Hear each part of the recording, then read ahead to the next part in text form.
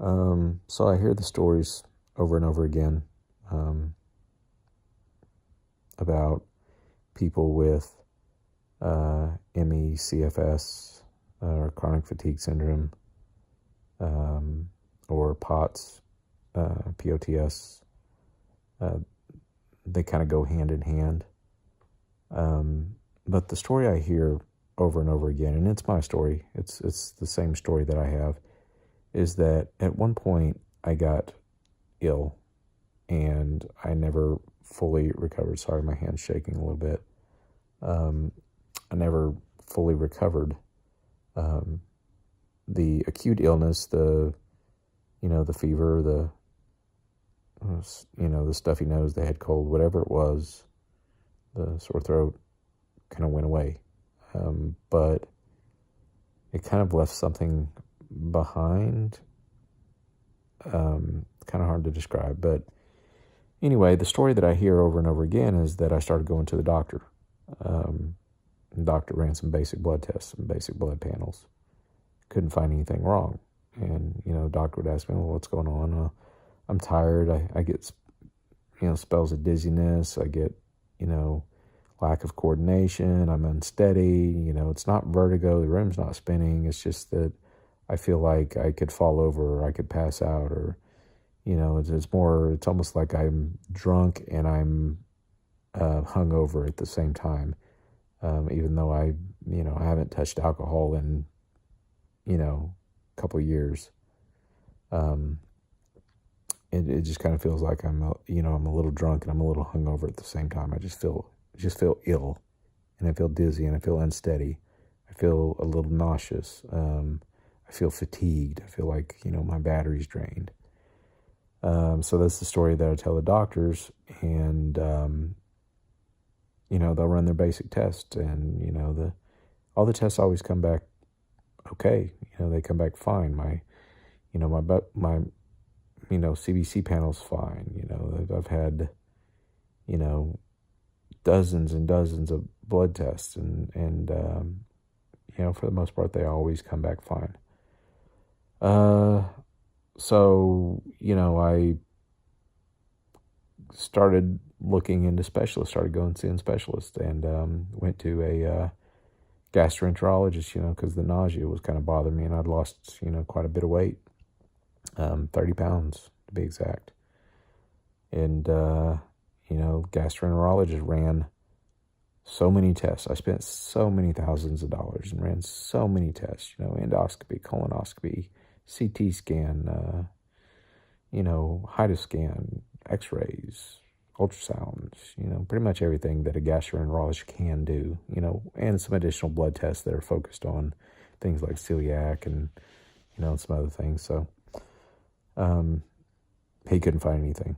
And that took several months to kind of go through. Meanwhile, my stress level kept going up and up and up. Worried if I had a, stomach cancer or something like that. Which, by the way, I did have a friend who had stomach cancer, stage 4, before they even found it, and she passed away. Age 43, pretty young. But the gastroenterologist thought I should talk to, some doctors maybe about the dizziness. Maybe that's something where I focus my attention. So I did. Went to an ophthalmologist. Ophthalmologist couldn't find anything except for some, visual migraines that I had. Something I've had, most of my life. Never knew what they were. Little flashy kind of kaleidoscopy lights. If you've had visual migraines or migraines or, non-headache migraines, you kind of know what I'm talking about. You get these little kaleidoscope flashy lights in your peripheral vision, and they go away in about 30 or 40 minutes, and you move on with your life. But ophthalmologists said they're really not anything to concern yourself about. Some people get them. Nobody's ever died from them. So from there, I went to an ENT. ENT ran his test, ran a V&G test, I think it's called. I don't know what it stands for, but basically they put some goggles on you and track your eye movements and put you through some positional tests, the Dax-Halpike maneuvers and some other positional tests, and make you watch screens with flashy lights and, fast-moving objects and stuff like that, and they track your eye movements. So ENT found that I had some upbeating nystagmus during several of the positional maneuvers, but he determined they weren't ENT related. They were probably what they called central findings, as in central nervous system. So he suggested I go to a neurologist. So I do. I make an appointment, with a neurologist, and, the neurologist ran me through their tests, MRI,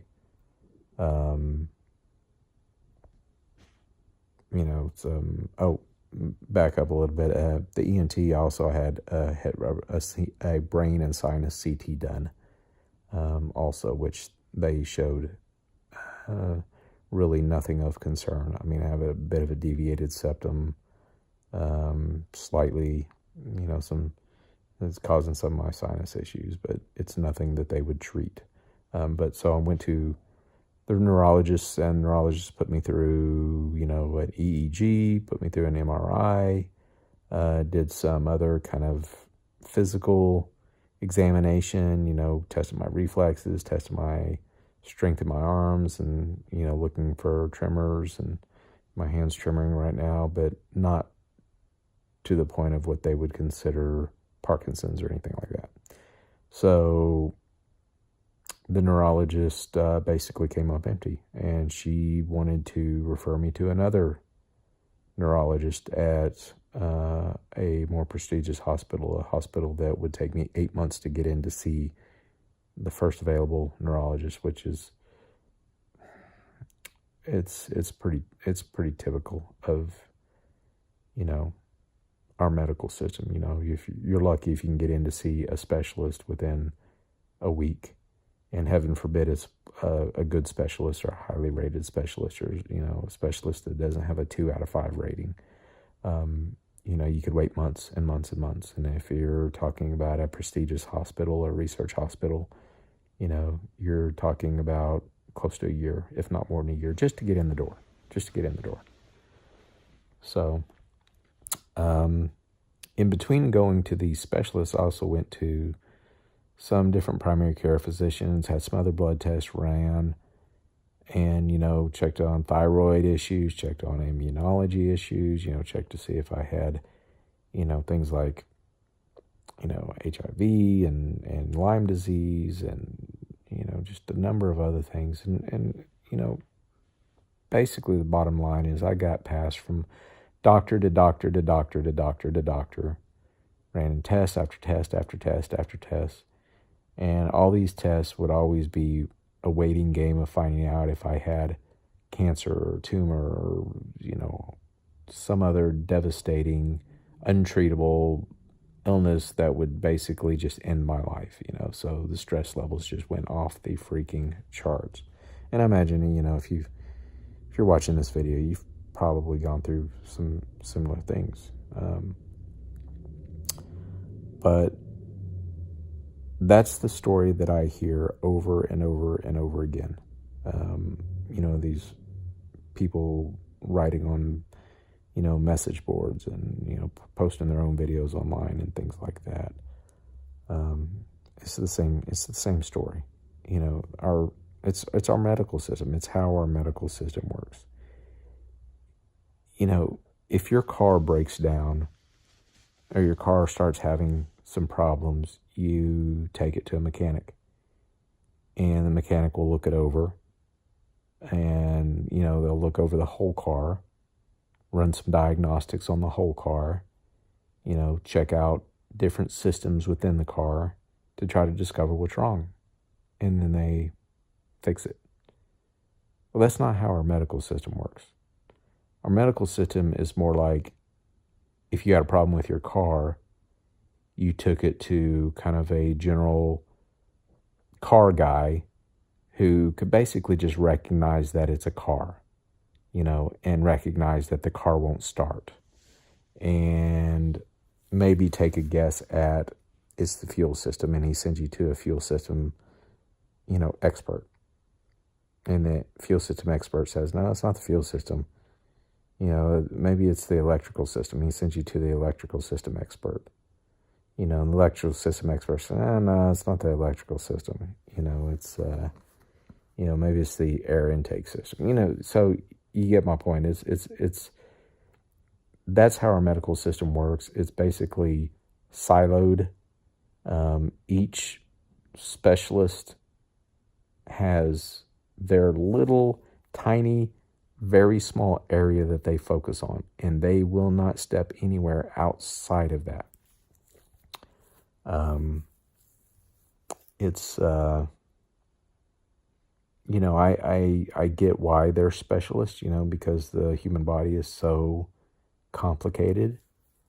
But you would think that there would be places that you could go that could diagnose you in kind of more of a collaborative manner.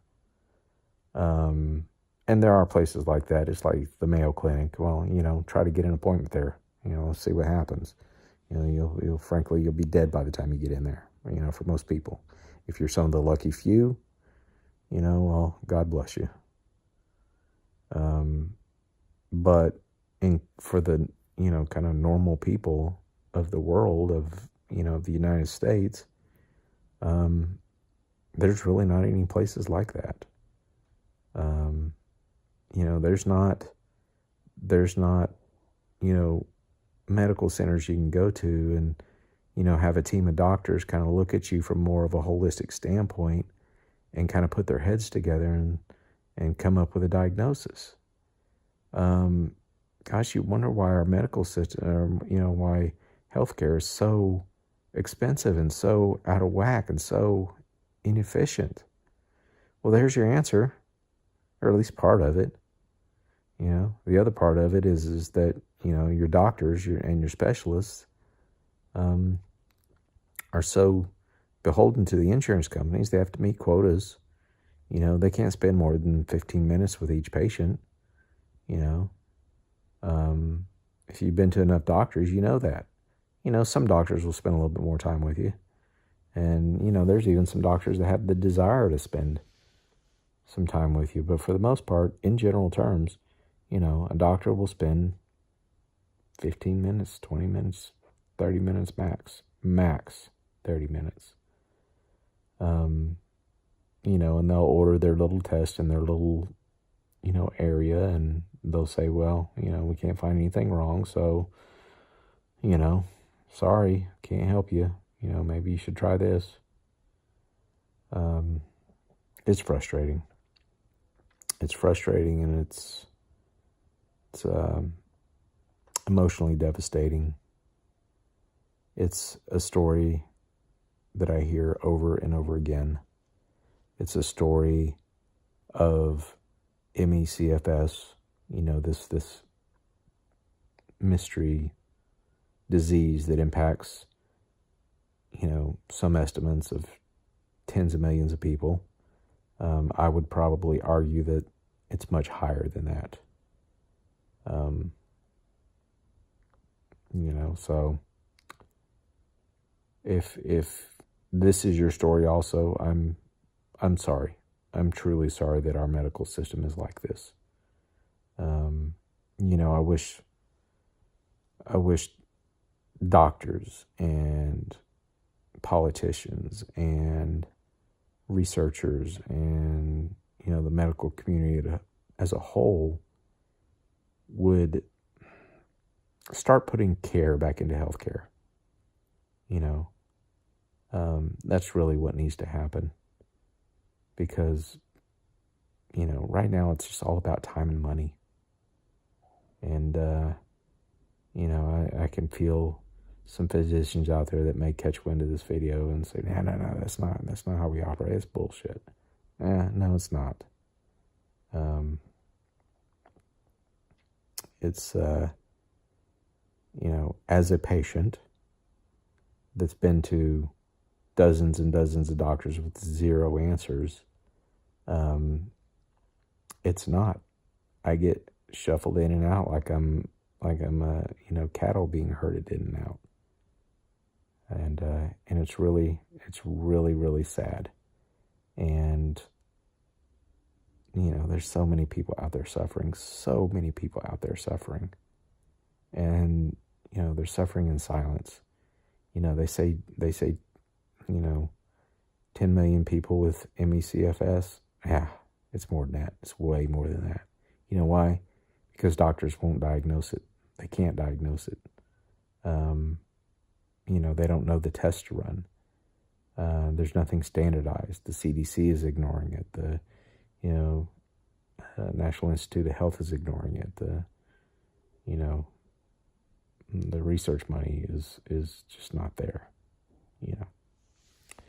But anyway, the only thing I can suggest is if you are suffering like the millions of other people are suffering, is to use what little energy you got to get loud, get in the face of the people that you can get in the face of, be vocal, call your congressman, whatever, call out doctors, call out the NIH for spending ridiculous amounts of money on stupid research projects. They publish what they spend their money on. Take a few minutes and go through the list and tell me if that doesn't piss you off. Anyway, I'll end that video here. Don't suffer in silence. Be loud.